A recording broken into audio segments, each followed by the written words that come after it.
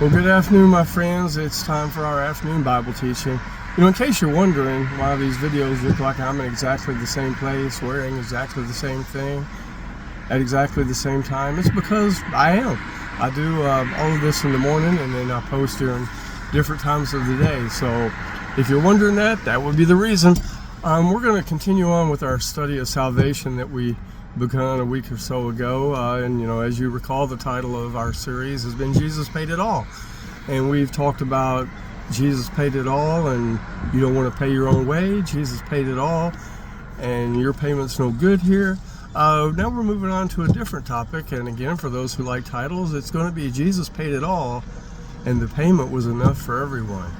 Now that right in and of itself, I know, is a controversial statement in many Christian circles, because there is quite a debate within Christian circles between two major schools of thought, one being Calvinism on one side and Arminianism on the other side. So we have Calvinism that would say, because of God's sovereignty, that we can have no effect or no choice or any involvement whatsoever in our salvation. That God is sovereign, that He has predetermined every event in the universe, and nothing that we can do can change any of that. The other school of thought is what's traditionally called Arminianism, and the idea that we have substantial impact on our salvation, that we can choose to freely allow ourselves to be drawn to Jesus Christ for salvation, and that we can even potentially not sin enough to even necessarily need salvation. Now those are two extremes. But what we're going to find is, I think, as we move through this, and it's not going to be a really deep theological study. We're just going to kind of gloss the surface of this, and we're just going to have a free-form discussion about it. And that's all we're really going to do this morning. We're not going to dive into the meat of this, per se. We're just going to kind of discuss some basic issues. So what is the truth? Those two extremes seem, extreme. And that's all I can say about that. There's substantial valid questions that can be asked regarding either of those belief systems that would tend to undermine those belief systems. And what we're going to find is two things. One, that the truth probably lies somewhere in the middle. There are those of us who like to say, I'm not a Calvinist, I'm not an Arminian, I am a biblicist. I like that, because I believe we should always go with what the Bible teaches. And the second part is where we go wrong with this is we try to make God fit into a box in which we've predetermined that He should fit. And we shade our entire doctrine and all of our theology based on that. Because as I said, there are valid questions. If,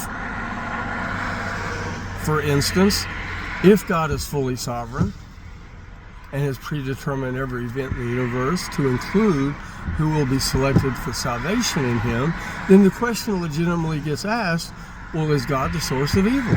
Because if God has predetermined every event, then He also predetermined the existence of evil, and even the evil that's in the world today. Now that's an uncomfortable thing to think about, and the Bible seems to teach, actually the Bible does teach, that that's not true. God is not the source of evil. God is not the source of our sin. We sin because we made a choice to sin. Adam and Eve did that in the Garden of Eden. There's nothing to indicate that they did not make a free choice to do that, and for which they were ejected from the Garden of Eden and punished.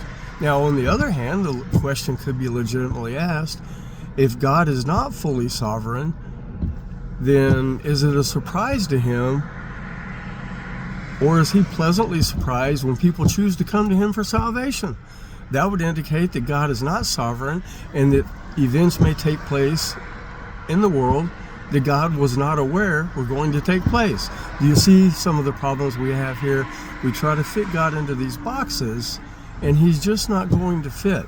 Sometimes the answer is, and with our last point, we like to teach that, God has not chosen people for salvation, yet He knows from eternity past who's going to come to salvation. And how is that possible? How can God know that someone's going to do something and yet give them the choice to do so? Well, I don't know the answer to that, my friends, and neither do you. Neither do the hardcore Calvinists, and neither do the hardcore Arminians. The simple truth of the matter is, there are things about our God that we don't understand and we will never understand. And sometimes we just have to look at what the Bible teaches and accept it as truth with the understanding that we don't understand. And then I ask myself a question, if I could understand everything about God, if I could understand His plan, His reasons, His motives, and how things all work, what kind of God would He be? I find comfort in the fact that there's things that I don't understand, and I may understand them someday when I'm in the presence of God, but I'll never understand them while I'm on this earth. And I'm okay with that. It comforts me because it helps me to understand that I've got a God who is far more powerful and complex than I can possibly understand. So anyway, we're going to leave off there for today. We'll call this part 1 if you need a part. And we'll pick back up hopefully tomorrow, and we'll kind of dig into the nature of some of this a little bit and see what we can come up with. Have a blessed evening in the Lord, my friends.